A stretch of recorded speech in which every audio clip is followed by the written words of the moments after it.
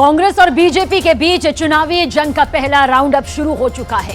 PM Modi ने कांग्रेस पर अचानक बड़ा हमला बोल दिया। न्याय यात्रा को खत्म कर वोट यात्रा पर निकलने जा रहे राहुल गांधी के भाषण की एक लाइन को बीजेपी ने मुद्दा बना लिया है। 40 मिनट के भाषण में 5 मिनट तक प्रधानमंत्री नरेंद्र मोदी राहुल गांधी पर हमला करते रहे।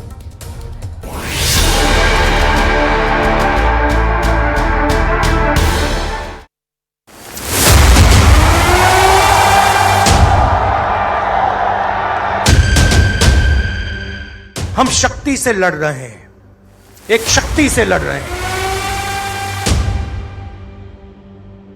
मेरे लिए हर मां शक्ति का रूप है। जिस शक्ति की मैं बात कर रहा हूं, उन्होंने उनका गला पकड़कर उनको बीजेपी की ओर किया है।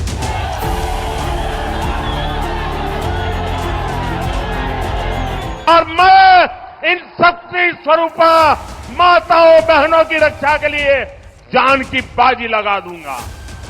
राजा की आत्मा ईवीएम में है, हिंदुस्तान की हर संस्था में है, ईडी में है, सीबीआई में है, इनकम टैक्स डिपार्टमेंट में है। ये इतनी माताएं बहनें शक्ति स्वरूपा आज मोदी को आशीर्वाद दे रही है। मुंबई में विपक्षी महागठबंधन की रैली में राहुल गांधी ने एक ऐसा बयान दिया जिसके बाद प्रधानमंत्री मोदी ने पूरी ताकत के साथ राहुल गांधी पर वार किया है। 6000 किलोमीटर से ज्यादा लंबी न्याय यात्रा को खत्म करने के बाद राहुल गांधी के सामने अपनी वोट यात्रा को शुरू करने का एक मौका मुंबई में विपक्षी महागठबंधन की रैली में था।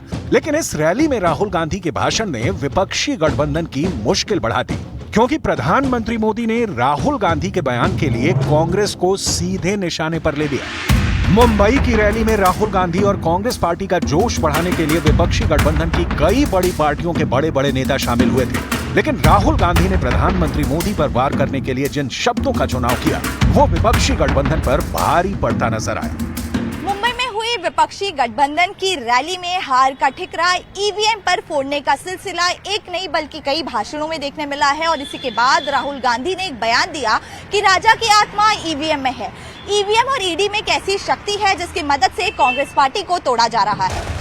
भारत में ऐसे कई चुनाव देखे गए हैं जब एक एक शब्द, एक एक जुमले और एक एक नारे पर चुनाव के परिणाम बदल जाते हैं और एक छोटी सी गलती किसी पार्टी को वैसे ही चुनाव हरवा सकती है जैसे नाव में एक छोटा सा छेद पूरे नाव को डुबा सकता है।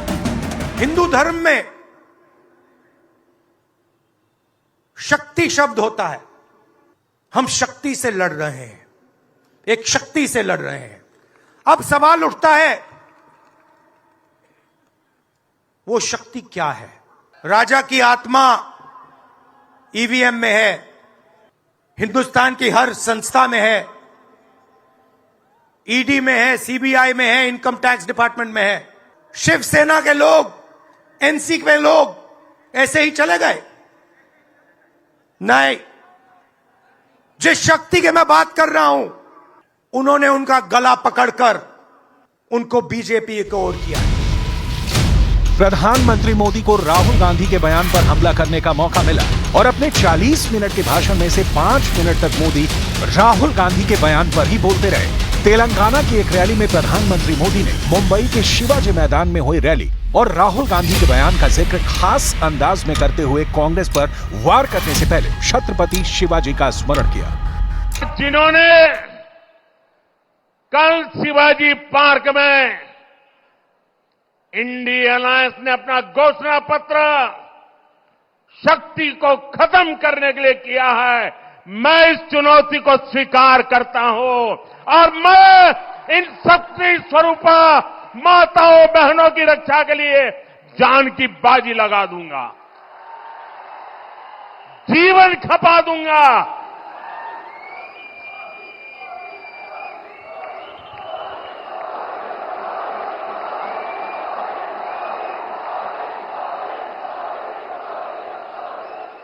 क्या भारत की धरती पर कोई शक्ति के विनाश की बात कर सकता है क्या? क्या शक्ति का विनाश हमें मंजूर है? चुनाव की तारीखों की घोषणा के बाद प्रधानमंत्री मोदी का राहुल गांधी पर यह पहला सबसे बड़ा हमला है। प्रधानमंत्री मोदी लगभग हर चुनाव में बीजेपी का सबसे बड़ा चेहरा होते हैं, लेकिन लोकसभा चुनाव में जनता सीधे प्रधानमंत्री का चुनाव करती है। लोग सीधे प्रधानमंत्री मोदी के नाम पर वोट करते हैं। यही वजह है कि इन चुनाव में मोदी फैक्टर सबसे ज्यादा काम करता है। लोकसभा चुनाव प्रधानमंत्री मोदी का अपना चुनाव है, जिसमें मोदी के जबरदस्त तेवर विपक्ष को बुरी हार की तरफ धकेल सकते हैं। मेरे लिए हर मां शक्ति का रूप है, हर बेटी शक्ति का रूप है, और मेरी इन माताओं बहनों की तरफ से, माताओं बहनों, आपको मैं शक्ति के रूप में पूजा करता हूं। मैं भारत मां का पुजारी हूं। मैं आप शक्ति स्वरूपा सब माता बहन बेटियों का भी पुजारी हूं। राहुल गांधी जिस शक्ति का जिक्र करना चाहते थे, इसका सीधा सा मतलब देश की संवैधानिक संस्थाओं को नियंत्रित करने की ताकत से था। लेकिन राजनीति में शब्दों का सही चयन ही जनता के बीच सही संदेश दे सकता है। अगर हम बंगाल के संदर्भ की बात करें तो जैसे ही शक्ति और उपासना का जिक्र होता है, यहां पर लोग उसे हिंदू धर्म से जोड़ते हैं। कई बड़े त्योहार भी उसी तरह मनाए जाते हैं। राहुल गांधी ने अपने चुनाव प्रचार अभियान के दौरान हिंदू धर्म का जिक्र शक्ति और उपासना से जोड़कर किया। ऐसे में सवाल उठता है कि कहीं ये सेल्फ गोल तो नहीं हो गया, क्योंकि प्रधानमंत्री मोदी ने राहुल गांधी के इसी बयान को चुनकर कांग्रेस पार्टी पर जबरदस्त तीर चलाए। शक्ति स्वरूपा माताओं की रक्षा होनी चाहिए, नहीं होनी चाहिए? शक्ति के संस्कार की रक्षा होनी चाहिए कि नहीं होनी चाहिए? और इसलिए भाइयों बहनों, इंडिया अलायंस ने कल अपनी घोषणा जाहिर कर दी है। घोषणा पत्र उनका जाहिर हो गया है, और इसलिए लड़ाई एक तरफ शक्ति के विनाश के लोग करने वाले लोग हैं, दूसरी तरफ शक्ति की पूजा करने वाले लोग हैं। मुकाबला 4 जून को हो जाएगा। कौन शक्ति का विनाश कर सकता है और कौन शक्ति के आशीर्वाद प्राप्त कर सकता है, इसका मुकाबला 4 जून को हो जाएगा। मध्य प्रदेश में ऐतिहासिक जीत हासिल करने में महिला वोटरों का बहुत बड़ा योगदान था।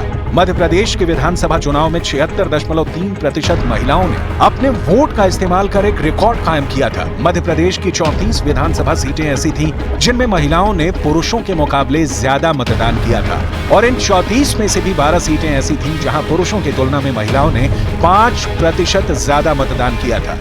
प्रधानमंत्री मोदी अपनी ज्यादातर चुनावी सभाओं में लखपति दीदी योजना का जिक्र करते हैं, जिसके जरिए बिना ब्याज का लोन देकर सीधे महिलाओं का सशक्तिकरण किया जा रहा है। प्रधानमंत्री मोदी की सभी योजनाओं में महिला सशक्तिकरण एक बड़ा आधार होता है। प्रधानमंत्री आवास योजना में महिलाओं को मकान की मालकिन बनाने की बात हो, या फिर उज्ज्वला योजना के जरिए महिलाओं के स्वास्थ्य की चिंता हो, इन सभी योजनाओं का लक्ष्य महिलाओं की बेहतरी के लिए है, और उसका असर अब चुनाव में दिखने लगा है। महिला वोट को कांग्रेस पार्टी बेहद जरूरी मानती है, और इसीलिए राहुल गांधी ने अपने पुराने बयान पर सफाई भी दी है। दरअसल मुंबई में विपक्षी महागठबंधन की रैली में राहुल गांधी का निशाना ईवीएम पर था, और चुनाव आयोग ने चुनाव की तारीखों की घोषणा करते वक्त एक शेर सुनाया था, जिसमें निशाना विपक्षी गठबंधन की उन पार्टियों पर था जिन्होंने अपनी हार का ठीकरा ईवीएम पर फोड़ा है। फिर भी विपक्ष के नेता ईवीएम पर निशाना साध रहे हैं। ये मशीन जो है ये चोर है। मेहरबानी करके उस मशीन को देखिएगा। जब आप अपना बटन दबाएं, जो कागज वहां से लिखेगा वो देखिए कि आपका वोट उसमें है या दूसरा वोट गया है। अधूरी हसरतों का इल्जाम, अधूरी हसरतों का इल्जाम हर बार हम पर लगाना ठीक नहीं। ये ईवीएम कह रही है, मैं नहीं कह रहा हूं। अधूरी हसरतों का इल्जाम हर बार हम पे लगाना ठीक नहीं। वफा खुद से नहीं होती, खता ईवीएम की कहते हो। कांग्रेस पार्टी ने 11 जून 2012 को वीएस संपत को इलेक्शन कमिश्नर बनाया था, यानी वो मनमोहन सरकार के द्वारा नियुक्त किए गए इलेक्शन कमिश्नर थे। और साल 2014 में लोकसभा चुनाव समेत 9 विधानसभा चुनाव वीएस संपत के द्वारा ही कराए गए और इनमें से सिर्फ एक अरुणाचल प्रदेश का चुनाव छोड़कर बाकी सभी चुनाव कांग्रेस पार्टी हार गई थी। साल 2014 से पहले मोदी की सरकार नहीं थी, पूरा सिस्टम कांग्रेस पार्टी का ही था। इसके बाद भी कांग्रेस को बड़े बड़े राज्यों में बड़ी चुनावी हार मिली थी। मुझे हंसी आती है राहुल गांधी के ऐसे शब्दों पर। उनके जो टीचर लोग हैं वो ठीक से कोच नहीं करते। सनातन तो शक्ति का उपासक आदिकाल से रहा है और हमारी पूंजी शक्ति ही है। कांग्रेस पार्टी और राहुल गांधी के लिए चुनौती बहुत बड़ी है, क्योंकि इस बार मुकाबला सीधे मोदी से है।